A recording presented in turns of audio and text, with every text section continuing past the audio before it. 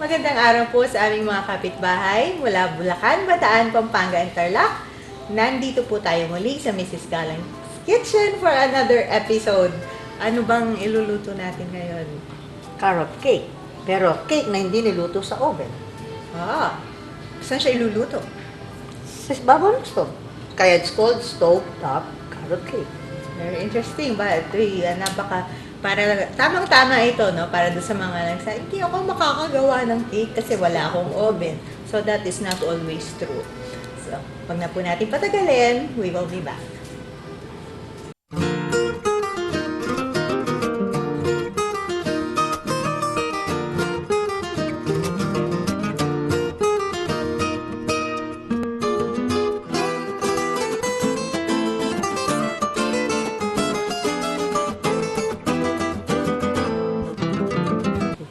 Magandang araw po mga kapitbahay. Baking naman po ang papakita namin sa inyo, pero kakaibang baking. Pero bago ko pakita sa inyo kung bakit kakaiba yung baking, ang bibigay ko po muna sa inyo kung ano yung pangalan ng aming i-bake, yung carrot cake. Kaya lang, eto na, sasabihin ko na, sa stove top. It is a stove top carrot cake. So, hindi po natin siya i-bake sa oven. Sa ibabaw lang po ng apoy. Sa ating mga kusina, pwede natin gawin yan. So, for the ingredients, we need 3/4 cup of vegetable oil, 1 cup of lightly packed brown sugar, 3 whole eggs, 1 1/2 cups all-purpose flour, 1 1/2 teaspoons of baking powder, 1 1/2 teaspoons of baking soda, 1 tablespoon cinnamon powder, 2 cups grated carrots, 1 cup chopped cashew nuts, and then for the frosting ingredients, we need 1 cup of cream cheese and 1 cup of powdered sugar. So, Engkar, siya po magde-demo ngayon yan. So, start na natin, no? Ito para sa mga gustong gumawa ng cake na walang oven. Carrot cake naman yung gagawin natin. Napakasimple, pero masarap. So, start natin. Start tayo sa dry ingredients. Sift together. So, flour. Kailangan sift natin to dahil lalo na meron tayong mga spices. Baka merong buo-buo. So, hindi rin masarap yung puro spice yung makakagat ng kain. Tsaka meron tayong baking soda. Kailangan well disperse siya dun sa ating batter. Baking soda, baking powder, at saka yung ating cinnamon. Engkar, may napansin ako sa recipe mo. Ano ito? 1/4 asin? 1/4 teaspoon salt. So, it's 1/4 teaspoon salt. Hindi ko po nasabi kanina. Meron 1/4 teaspoon tayong salt. dun sa atin.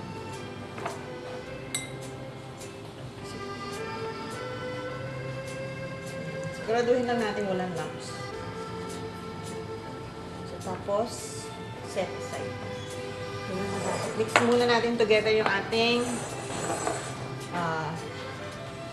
liquid ingredients with the sugar. So, yung ating eggs, oil,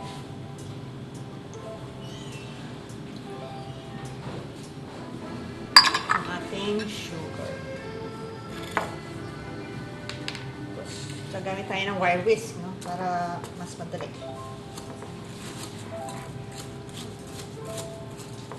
Medyo nahanginan na yung ating brown sugar. So, mix lang mabuti yan. Hindi natin madi-dissolve yung brown sugar dito. Kailangan lang well blended siya. Wala yung mga lumps na yan. Bago natin i-add yung ating dry ingredients. Meron mo.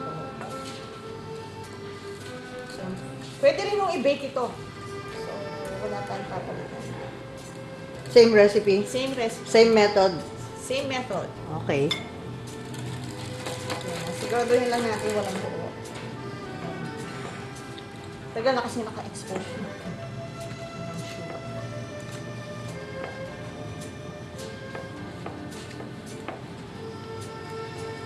So, kung brown sugar ang gagamitin, wag mo nang i-make sure kung hindi pa mamimix ano. Dalas naman pag sugar. Ano, dahil sa moisture sa kanya. Ilagay natin dito yung kasi maingay yung ating bowl. Ayan.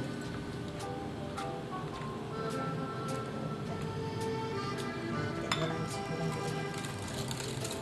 Okay, yan. Smooth na siya. Meron pa rin. Meron pa akong nakikita. Nakaipit yan sa ano eh, sa video. Sa wire whip. Natin na.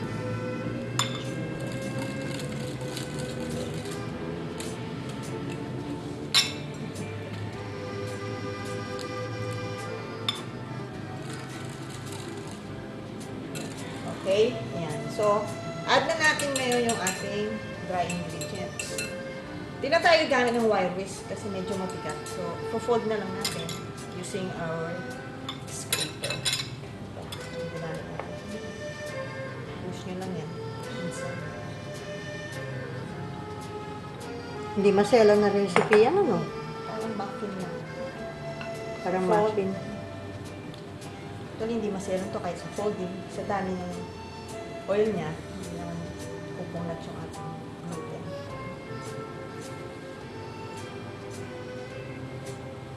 So, oil, sugar. Ang simple. So, hanggang sa mag-smooth siya.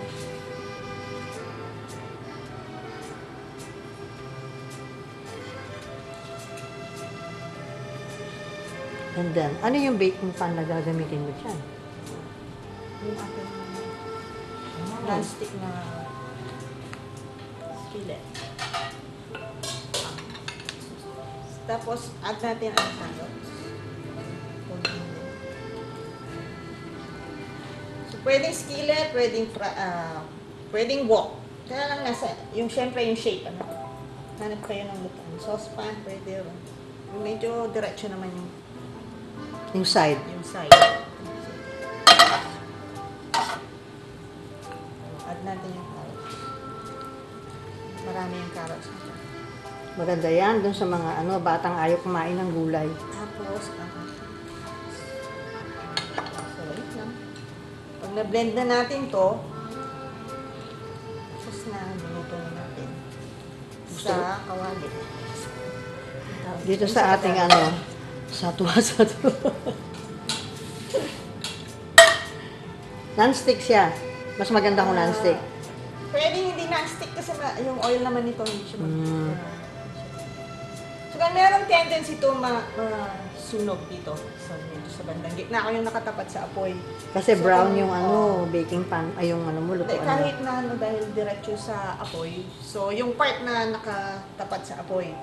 So, ang pwede nyo gawin, inline nyo ng greaseproof paper. Pero, pwede naman natin tabasin yung pagka. Minsan kasi yung greaseproof, pag lumukot sa loob. Nag-aalon-alon yung yung cake mo. So, tingnan nga natin. I-bake mo lang yan sa ibabaw ng stove, Hindi, luluto natin sa'yo. Okay, lulutuin natin. Hindi nga pala i-bake, lulutuin natin.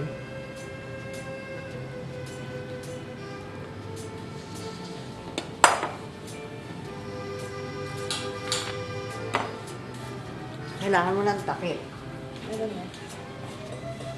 So, kailangan covered lang para nakakulog yung init. Kung hindi, overcook na yung ilalim, yung ibabaw na cake yung hindi pa naluluto. Okay, so ayan na. So, yung size pala ng ating lutuan ay 2 liters. So, kasya yung mga 8 cups na liquid dyan dapat. So, pwede nyo tapos cover natin. And, dito na. Sa mahina. Diyan ba? Sa mahina. Okay. So, mga 40 minutes ito. Dito depende rin sa stove nyo kung paano yung apoy. Siguraduhin nyo lang na yung setting ng apoy may nakalayo. Hindi siya dumidikit sa lutuan. Hindi rin pwedeng buksan sa rayan, Hindi naman ganun kaselan, pero mas maganda huwag ibubukas. Ang maganda diyan pag yung naaamoy mo na, parang sinaing. So medyo pwede mo nang silipin, pero hanggat hindi mo naamoy, huwag mo buksan. Kasi baka hindi na umalsa Kailangan yan. medyo malayo dun sa ilalim ng lutuan.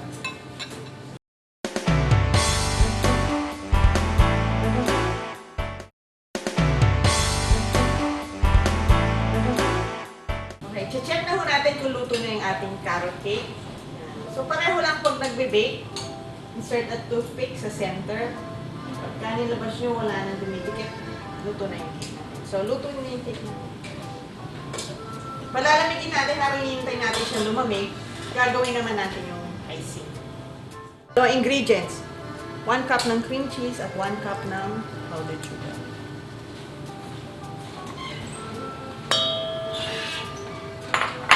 So, beat muna natin ang ating cream cheese hanggang maging creamy. Mawala yung mga buo-buo. Kung wala kayong mixer, kaya rin mo ito ng wire whisk. Putol-putulin lang ng maliliit yung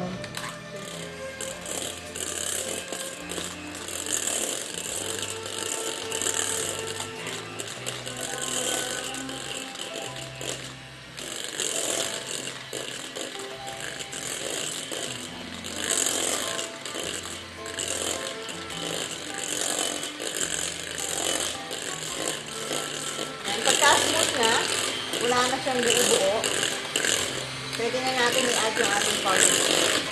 Siguraduhin lang natin room temp yung ating cream. Add na natin yung sugar. Pwede din minsan isang butos. Pero bago yung isindi yung mixer, tutuloy yung hindi yan lilipad. Asin natin.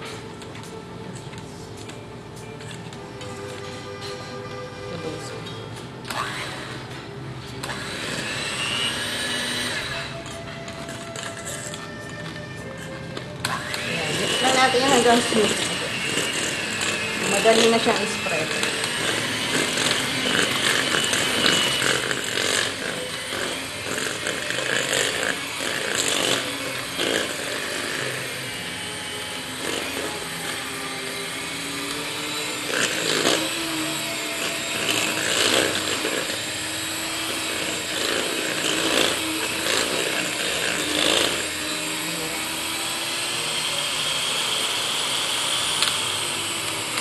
Yan, napakadali na ating frosting. Check na natin kung malamig na yung cake.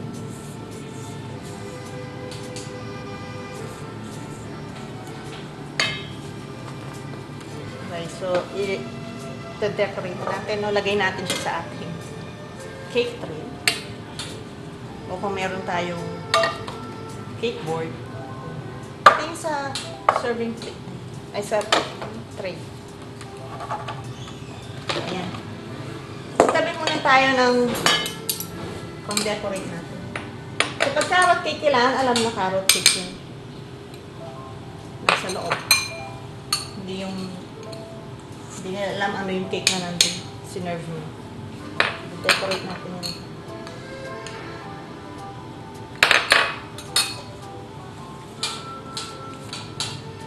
Pwede nyo rin increase yung frosting kung mahilig kayo sa makapal na frosting. Pero masarap na kasi yung cake natin. So, kahit manipis na lang.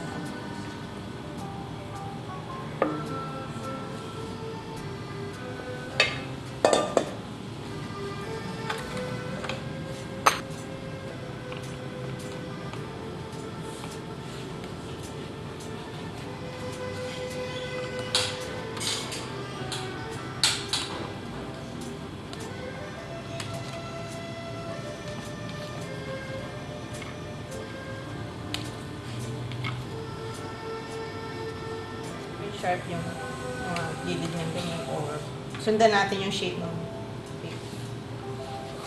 Siyempre, pagka gagawin yung sharp yun, magdadagdag pa kayo ng frosting.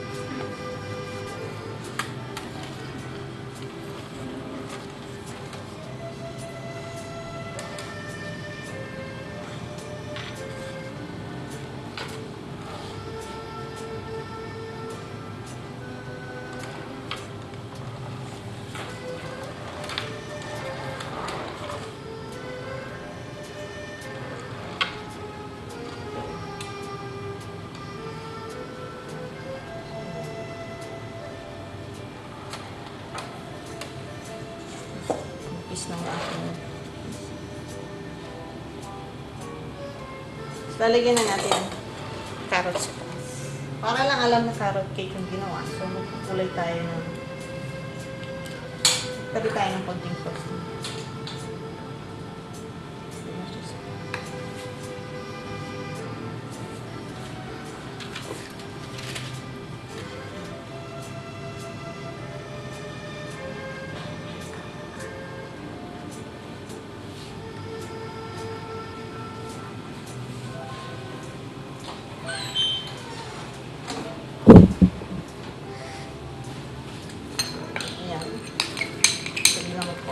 Merong mga liquid colors, pero mas maganda pa rin ho yung paste or gel.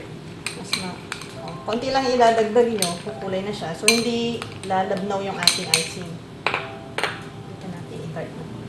Napalamig mo na yung cake mo. Hindi, malulusaw ang icing niyan.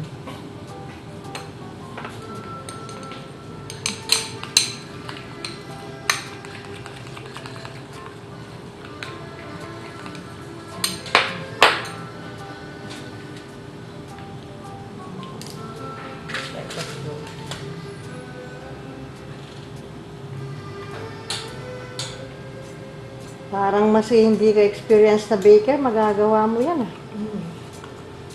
Kadali. Ang importante lang yung pag-aralan yung init ng stove. Hindi, yung pag-measure ng ingredients.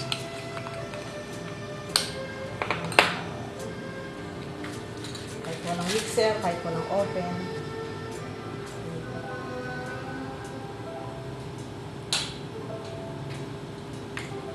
Kung ordinary baking pan, pwede rin. Hindi naman. Para lulutuan. Oo. Baka manipis. Ito pa na try. Lagyan natin ng foil. Pwede siguro para kumapal yan. Ang pang-ano niya. Ang protection niya.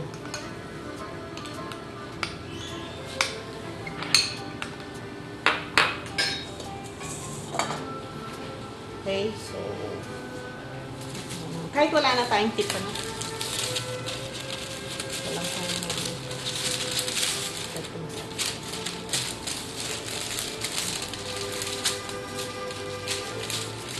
pwede yung gumamit din ng mga disposable na piping bags. Marami ngayon, no? Yung plastic. Ay, Pero yun, ito, yun na lang gagamitin ko. isang gamit, isang tapon. Sa, ano siya, paper. Biodegradable.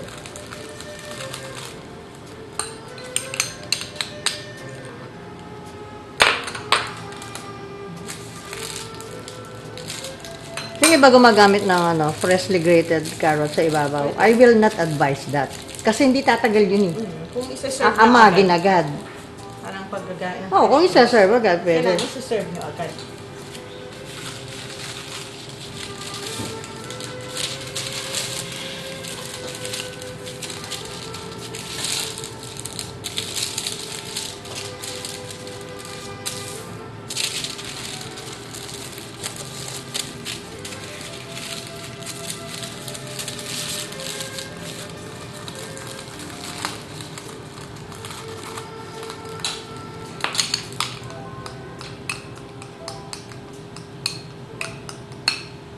Marami ng iba-ibang design sa carrot cake. Pero ito yung plastic ko. Na pag nakita, wala. No doubt, ay carrot cake siya.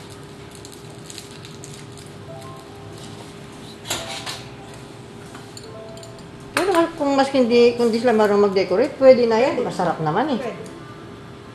Kung panggahan na. Lagyan yung nuts. Dahil may nuts naman yun. Nalagyan mo ng nuts. Kasoy, walnuts. So, ganito lang. Marami nagtatanong paano gumawa ng ganito. So, press lang natin.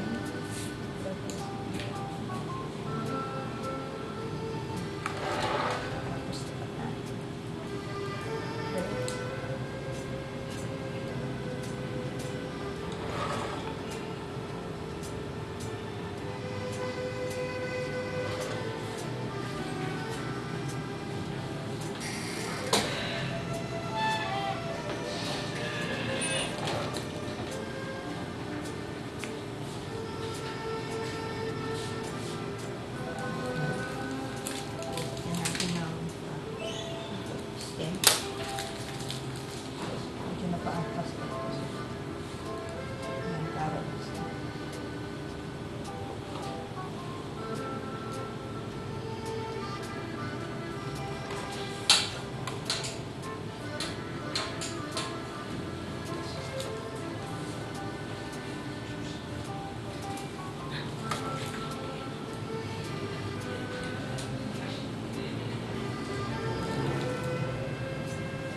Nung araw, hindi masyadong ganyan kasikat yung mga carrot cake na yan. Bibihira yung may gusto, pero ngayon, mga bata gustong-gusto ng kainin yan. wedding cake. Oo, ginagamit. Nung bata pa si Isabel, ako yun. Hindi masyadong magamit yung mga carrot cake na yan sa baking.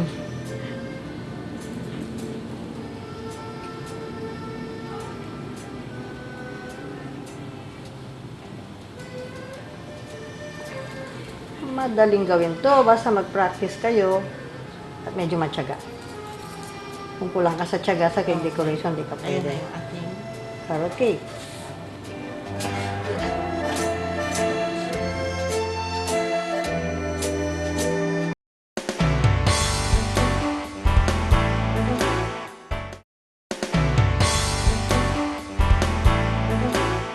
Okay, ito na si Mrs. G. At ini-slice na niya ang ating Konti lang. carrot cake. Konti lang. Ibig Konti sabihin, lang. titikman namin. No? Titikman Isa ninyo, namin. napakadali na itong carrot cake, isa sa mga pinakamadaling i-bake, no? Yung carrot cake sa carrot cake. Yan, meron pa palang mas easy na paraan, yung sa stove top. Gaya ng nakita nyo kanina. Okay. Mukhang, uy, may nuts. Mukha nga siyang cake talaga. Masarap yan, ha? Mukha nga. May kapraso lang ang kukunin ko. Pero kinuha mo yung may icing. Siyempre. Okay. Lasang-lasang carrot cake. Hindi mo sasabihin hindi sa binig sa oven. So, It's very moist. Mhm. Super.